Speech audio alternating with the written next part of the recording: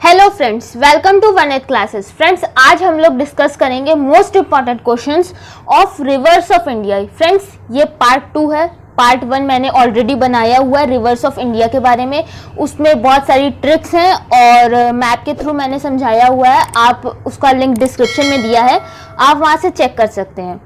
तो आइए स्टार्ट करते हैं वीडियो। ये रिवर्स ऑफ इंडिया के क्वेश्चंस बहुत ही इंपॉर्टेंट क्वेश्चंस हैं। ये आपके हर एग्जाम्स में कवर होंगे, specially for RRB, NTPC and group D. तो चलिए स्टार्ट करते हैं वीडियो। क्वेश्चन फर्स्ट, सिंधु नदी का उद्गम स्थल कौन सा है? सिंधु नदी का उद्गम स्थल कौन सा है? सिंधु नदी कहाँ से निकलती है? तो उसका आंसर होगा मानसरोवर झील से।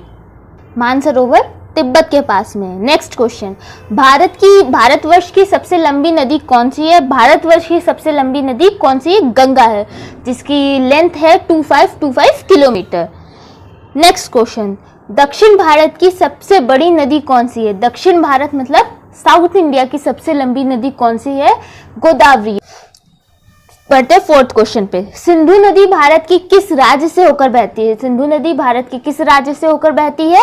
जम्मू कश्मीर से होकर बहती है। क्वेश्चन फिफ्थ, सोन और नर्मदा नदी कहाँ से निकलती है? सोन और नर्मदा नदी कहाँ से निकलती है? अमरकंटक से निकलती है। फ्रेंड्स, ये मैंने पार्ट 1 में भी आपको बताया है कि अमरकंटक से कहाँ से निकलती है। क्वेश्चन सिक्स्थ, किस नदी को दक्षिण गंगा भी कहा जाता है? दक्षिण गंगा किसको कहा जाता है? गोदावरी को कहा जाता है। फ्रेंड्स, अगर यहाँ पर क्वेश्चन होता दक्षिण भारत की गंगा किसको कहा जाता है, तो उसका आंसर होता है कावेरी। क्वेश्चन 7, लूनी नदी कहां पर गिरती है? लूनी नदी कहां पर गिरती है जाके? तो इसका आंसर है कच्छ के रण में गिरती है जाके। लूनी नदी कच्छ के रण में गिरती है और वहां जाके सूख जाती है। क्वेश्चन 8, नर्मदा और ताप्ती नदी कहां पर गिरती है? नर्मदा और ताप्ती नदी कहां पर गिरती है? अरब के सागर यानी अरेबियन सी में गिरती है।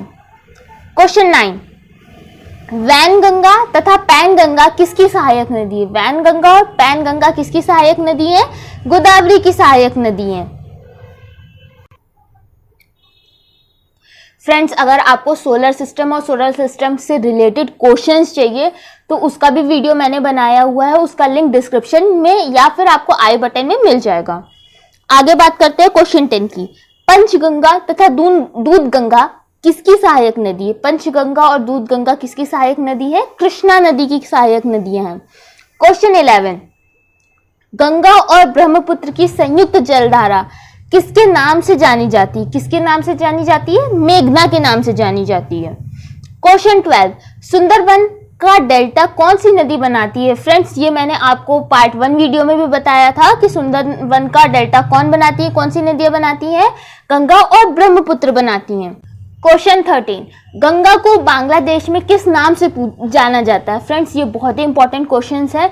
ये आपके हर गवर्नमेंट एग्जाम्स को कवर करेंगे, स्पेशली फॉर आरआरबी, एनटीपीसी और ग्रुप डी के लिए। तो इसका आंसर जानते हैं, गंगा को बांग्लादेश में पद्मा नाम से जाना जाता है।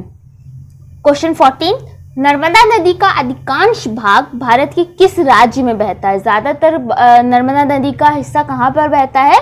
मध्य प्रदेश पर बहता है। क्वेश्चन 15, कहां पर भागीरथी और अलकनंदा मिलकर गंगा बन जाती हैं? भागीरथी और अलकनंदा कहां पर मिलकर गंगा बनती हैं? वो है देवप्रयाग पे मिलकर बनती हैं। भारत की दूसरी सबसे लंबी नदी कौन सी है? भारत की दूसरी, पहली गंगा है, दूसरी कौन सी है? दूसरी है गोदावरी, तीसरी है आपकी यमुना, चौथी है कृष्णा और पांचवी सबसे लंबी नदी है कावेरी। फ्रेंड्स, ये सीक्वल याद रखिएगा, इससे क्वेश्चंस बहुत बनते हैं। क्वेश्चन 17, भारत की सबसे चौड़ी नदी कौन सी है? भारत की सबसे चौड़ी नदी ब्रह्मपुत्र है।